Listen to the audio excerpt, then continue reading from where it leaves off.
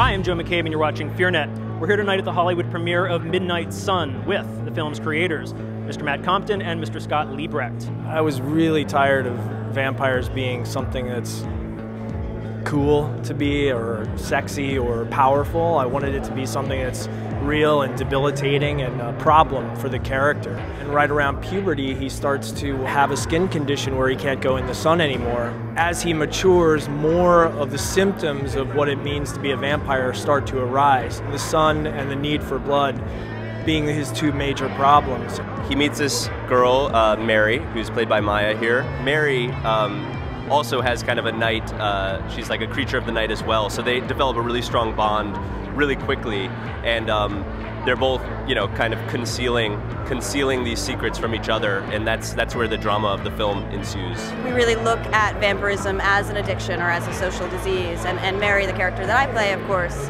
has an addiction of her own, and I think both of them are very lonely and are living in this sort of big city, and Mary sort of acts out and Jacob sort of goes in, you know, but they're both dealing with that loneliness and their addictions of their own that they're sort of trying to hide from each other. Listen, the other night, that wasn't me. Sometimes I get nervous. It's okay. You know, both Maya and Zach play against, you know, the usual and find that innocence in this thing, because they both have some pretty intense issues to deal with.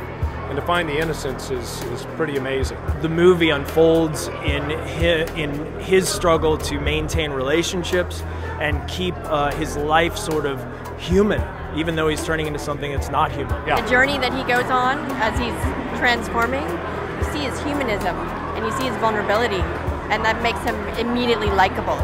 And even though he's becoming a vampire and maybe doing these things, you want to root for him. You're showing signs of cirrhosis, your glands are swollen.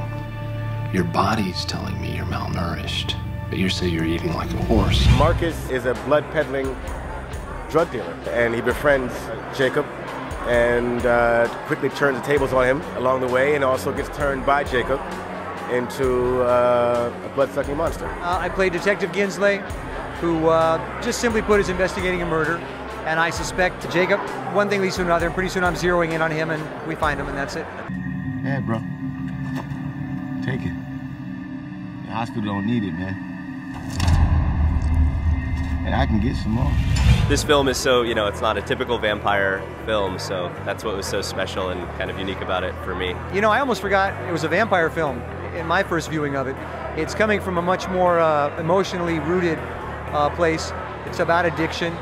It's about, you know, getting control of that.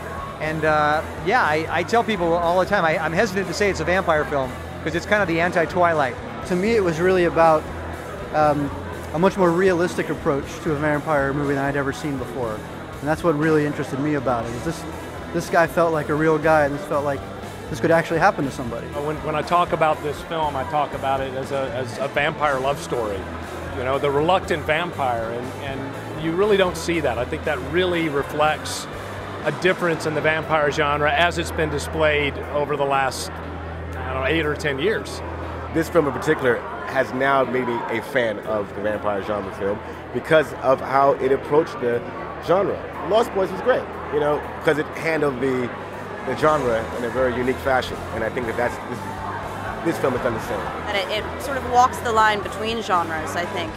It's both a drama and a horror film, and it's also a love story, you know, so I think that Scott did an amazing job of really being original with his content and sort of spanning a number of different genres rather than just putting it in a box. Midnight Sun premieres on Saturday, January 21st, only on FEARnet.